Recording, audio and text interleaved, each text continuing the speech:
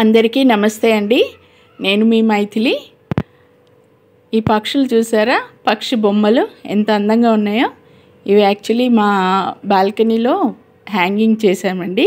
ఇది నేనే తయారు చేశాను.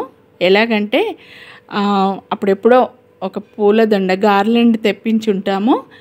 ఆ పూలు అవి వాడిపోయిన తర్వాత వాటిలో ఇవి ఉండినాయండి. ఈ సిల్వర్ కలర్ బీడ్స్, ఈ చిన్న చిన్నవి చక్రాల్లాగా, ఇంకా డిజైన్గా చాలా బాగా ఉన్నాయన్నమాట. నాకెందుకో వాటిని పారే బుద్ధి అనిపించలేదు. సరే వీటితో ఏదో ఒకటి చేద్దాం చిన్న క్రాఫ్ట్ అని పెట్టాను. నా దగ్గర 2 పక్షి బొమ్మలు ఉన్నాయండి చిన్నవి. ఇదిగోండి సిల్వర్ కలర్లో ఈ బీడ్స్ చాలా బాగున్నాయండి. ఇదిగోండి ఈ 2 పక్షి బొమ్మలు. ఇంకా వీటితో ఏదో ఒకటి చేద్దామని అలా పెట్టాను. ఇవాళ టైం దొరికింది, సో చేయడానికి కూర్చున్నాను అనమాట. దీనికి ట్వైన్ దారం తీసుకున్నానండి. ఇలాంటివి ఏవైనా క్రాఫ్ట్ చేయాలంటే ట్వైన్ దారమే వాడాలండి, అదైతే గట్టిగా ఉంటుంది. అలా అన్నమాట. ఇంకా 1 మీటర్ లెంత్ తీసుకున్నాను ఈ బీడ్స్ని బట్టి. ఒక 10 బీడ్స్ తర్వాత ఒక 10 డిజైన్గా ఉన్నాయి కదా ప్లాస్టిక్వి, అవి అట్లా అని ప్లాన్ చేశాను అనమాట. కింద ఒక బాల్ లాగా పెట్టానండి. పెట్టి ఇలా సింపుల్ అండి, అసలు పెద్ద కష్టమైన పని ఏం కాదు. ఇది సింపుల్గా చేశాను అనమాట. నాకు ఇలాంటివంటే చాలా ఇష్టం అండి. నేను చాలా ఎంజాయ్ చేస్తుంటాను ఈ పనులు.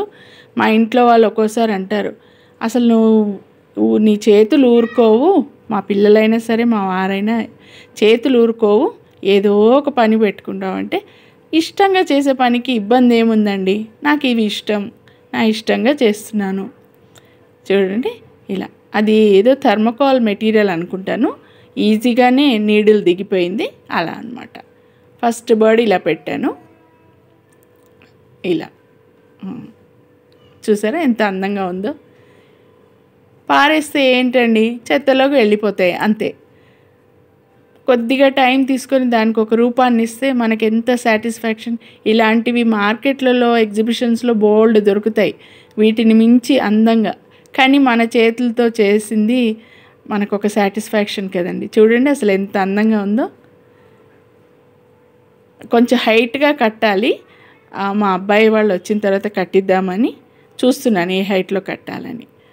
ఇది నెక్స్ట్ డే అని నిన్న ఈవినింగ్ కట్టించాను, ఇవాళ చూపిస్తున్నాను మీకు. చూడండి అసలు ఎంత అందంగా ఉందో.